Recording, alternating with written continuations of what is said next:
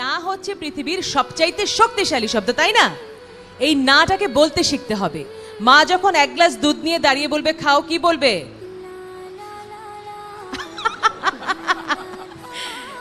না আম্মু খাবো না বলবে? আচ্ছা, তখন একটা ডিম সিদ্ধ ডিম গন্ধ, খাবো না বলবে? না, না বলতে হবে অসৎ বিষয়কে, খারাপ কাজকে, ইফটিজিংকে, বাল্য বিবাহকে, অপুষ্টিকে। আর হ্যাঁ বলতে হবে বাকি পৃথিবীর সব সুন্দরকে। আজ এই মঞ্চের সূর্য আসন যিনি অলঙ্কৃত করেছেন, সূর্য প্রতিম ব্যক্তিত্ব ডক্টর গহর রিজভী, এত বিনয়ী আমি অবাক হয়ে দেখি। এবং আমি আমার শিক্ষকের কথা মনে করি, সিস্টার মেরি।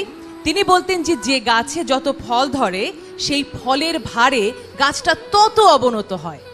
আর এই যে ফল, সে ফলগুলো কি তিনি দীর্ঘ সময় ধরে স্টুডেন্টদেরকে পড়িয়েছেন বিশ্বের শ্রেষ্ঠ বিদ্যাপীঠে। এরপরে তিনি এসেছেন, তোমাদের কথা শুনলেই তিনি সোকড হয়ে যান। তিনি হৃদয়ে তোমাদেরকে ধারণ করেন, স্বর্ণ কিশোরীদেরকে, কারণ তিনিও বিশ্বাস করেন যে তোমরা ভালো থাকলেই ভালো থাকবে বাংলাদেশ। আমি বলতে পারি আমি আমার জীবনে কখনো কোনোদিন কোনো সহযোগিতা পাইনি মেয়ে হিসেবে। হ্যাঁ, মানুষ হিসেবে যেটা পাওয়ার দরকার সেটা আমি সবসময় পেয়েছি।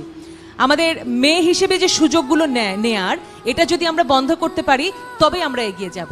অধিকারের কথা বলেছেন প্রধান অতিথি, বলেছেন যে অধিকার কেউ দিয়ে যায় না। বলো তো, দেশটা কি আমাদেরকে হাতে ধরে কেউ দিয়ে গেছে যে ভাই এই যে বাংলাদেশের ম্যাপ এই নেন, আজকে থেকে আপনারা এখানে থাকেন, নাকি? তাহলে আমরা কিভাবে পেয়েছি বাংলাদেশ? আমাদের সবচাইতে মূল্যবান, আমাদের জীবন, আমাদের রক্ত, আমাদের অস্তিত্ব, সমস্ত কিছুর বিনিময়ে আমাদের পূর্বপুরুষরা ছিনিয়ে এনেছে স্বাধীনতার লাল সূর্য। 6 দফা যারা পড়েছো তারা তোমরা দেখবে যে সেখানে কিন্তু ডিটেইলে বলা আছে আমরা কারা। আমাদের সংবিধান, যারা তোমাদেরকে পকেট সংবিধান দেয়া হবে, কারণ এই সময় থেকে তোমরা সংবিধান পড়বে। আমি তো জীবনের অর্ধেক পার করে ফেলেছি, এখন এসে সংবিধান ধরেছি, কোনো লাভ নেই। এখন শিখে আমি কি করবো? আর 20 বছর বাঁচবো? কিন্তু তুমি তো বাঁচবে আরো 40 বছর। তোমাকে দেশ সম্পর্কে জানতে হবে। সেই সংবিধানে তুমি গর্ব অনুভব করবে তোমার দেশের সংবিধানের প্রথম দিন থেকে নারীর ভোটাধিকার ছিল। কিন্তু পৃথিবীর আর অনেক দেশের, তুমি আমেরিকা বলো, ইউরোপ বলো, তাদের প্রথম দিন থেকে কখনো নারী ভোটাধিকার পায়নি। তাহলে বাংলাদেশ নারীর ক্ষমতায়নের দিকে অনেক এগিয়ে। বাংলাদেশের প্রধানমন্ত্রী, স্পিকার অনেকেই রয়েছেন যারা তোমরা দেখেছো একেবারে নেতৃত্ব জায়গায় মেয়েরা। তাহলে মেয়েদের দ্বারা সম্ভব। শেখ হাসিনা কে? একজন স্বর্ণ কিশোরী, কারণ তিনি তো ছোটবেলায় একজন সোনার কিশোরী ছিলেন বলে, লেখাপড়া করেছেন বলে আজকে যোগ্যতার সঙ্গে তিনি নেতৃত্ব দিতে পারছেন। হ্যাঁ, তাকে হয়তো বঙ্গবন্ধু কন্যা হিসেবে আমরা প্রধানমন্ত্রী জায়গায় ডেকেছি, কিন্তু এরপরে তিনি যে বিশ্ব নেত্রী হলেন সেটা তো নিজের যোগ্যতায়, তাই না? তো নিজের যোগ্যতাটা সবচেয়ে ইম্পর্টেন্ট। তোমাকে একটা আসন আমি দিতেই পারি, একটা স্কলারশিপ উনি দিতেই পারেন, কিন্তু তারপর উনি যেটা বললেন যে এটা তোমাকে অ্যাচিভ করতে হবে। আমাদের চৌধুরী হাসান সারওয়ার্দী আরেকটা কথা বলেছেন, তুমি অনেক বড় হও, কোনো লাভ নেই আমার। কেন? তুমি যদি দেশের সপক্ষে না হও, স্বাধীনতার সপক্ষে না হও, তুমি পিএইচডি করো। আমাদের স্যারের নামের পিছনে তোমরা শুনেছো, মনামিরা বলেছে বীর বিক্রম।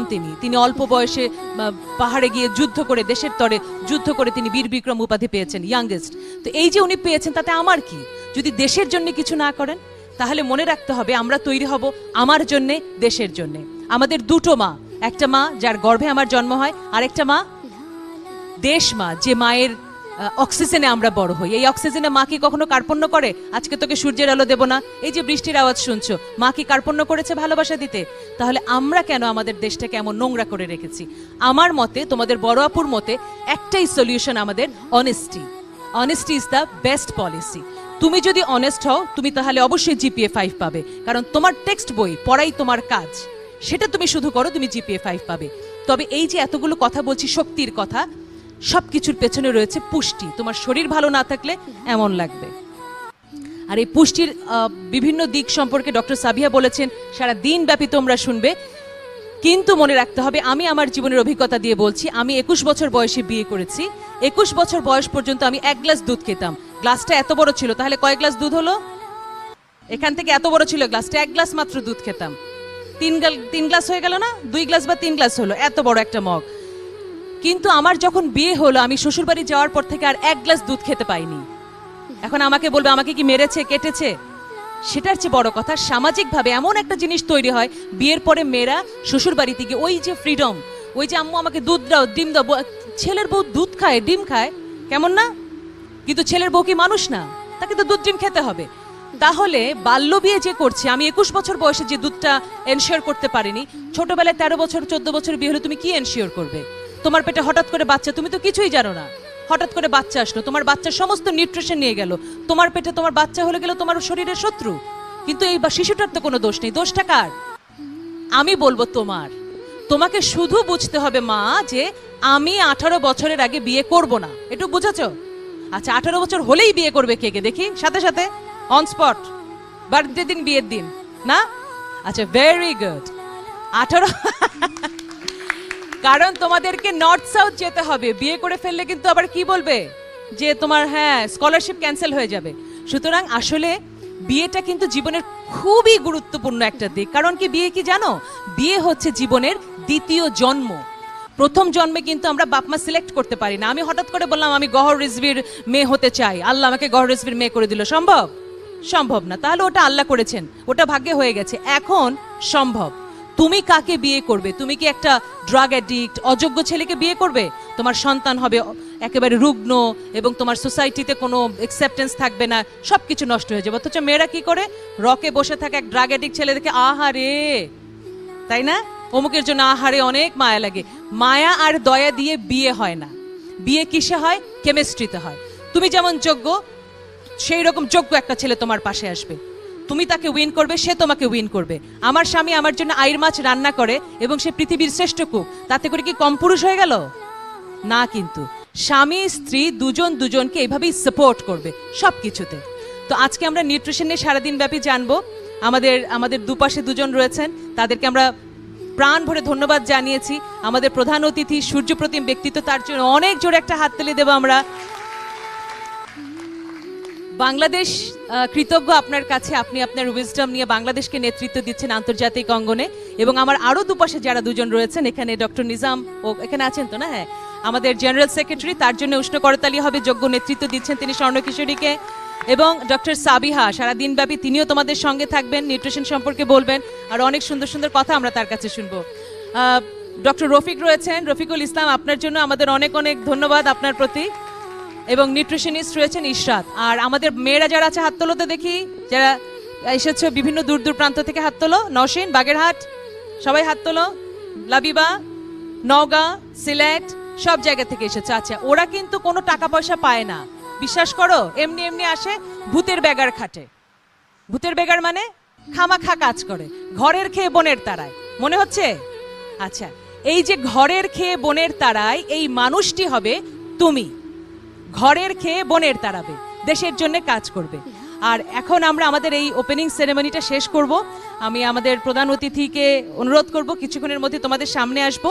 আজকের তোমাদের সেশনটা ফিতা কেটে ইনঅগারেট করা হবে। ফিতার মধ্যে 5টি ফিতা আছে এবং এই 5টি ফিতা যেটা আছে সেটি হচ্ছে 5টি বছরের রিপ্রেজেন্টেশন।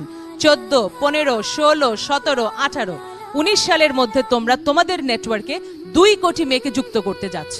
তাহলে নিজেদের জন্য একটা উষ্ণ করতালি হবে। ঠিক তার পরপর একটি অ্যাপ্লিকেশন এবং একটি মেডেল আমরা হ্যান্ডওভার করব। এবং সেই সঙ্গে সঙ্গে আমাদের একটি ডেমো আছে, যেটি ওয়েট মেপে দেখাবেন আমাদের ডক্টর ইশরাত। এবং তারপর আমরা আমাদের অনুষ্ঠান শেষ করব। তোমরা অনেক অনেক ভালো থেকো, ভালো রেখো সমাজ আর দেশটাকে। তোমাদের মাঝে জরায়ু আছে বলে তোমরা ঈশ্বরের একেবারে প্রথম অংশ। কারণ ঈশ্বরের কাজ এই পৃথিবীতে মানুষকে এনে দেওয়া, আর সেজন্য তোমার কাছে যেহেতু জরায়ু আছে, ছেলেরও পুষ্টি দরকার, মেয়েরও পুষ্টি দরকার, কিন্তু মেয়ের পুষ্টিটা ছেলের পুষ্টির চাইতে একটু বেশি জরুরি। ঠিক আছে? সুতরাং নিজের শরীরকে গড়ে তুলবে, সন্তান সম্ভব হবে সেই চিন্তা করে না, নিজের জীবন চিন্তা করে। কিন্তু জীবনে কখনো যদি মা হও, সে সময় তুমি ছেলের বাচ্চাটির প্রতি জাস্টিস করছো, তোমার প্রতি জাস্টিস করছো, তোমার দেশের প্রতি জাস্টিস করছো। তোমার বাচ্চা কিন্তু তোমার বাচ্চা না, তোমার বাচ্চা হচ্ছে বাংলাদেশের নাগরিক। সে নাগরিককে ড্রাগ অ্যাডিক্ট, বুদ্ধিহীন, ওজনহীন করে যদি তুমি জন্ম দাও, সেটা তোমার পাপ। আর সেই পাপ থেকে মুক্ত থাকবার জন্য নিজেদের শরীর গড়ে তুলতে হবে, সুস্থ সবল হতে হবে, নিজে হতে হবে বাংলাদেশের সুনাগরিক। এবং আমাদের মধ্যে যে নাগরিকের জন্ম হবে, সেও হবে সুনাগরিক। পুষ্টি নিশ্চিত করো, বলিষ্ঠ বাংলাদেশ করো। সবাই ভালো থেকো।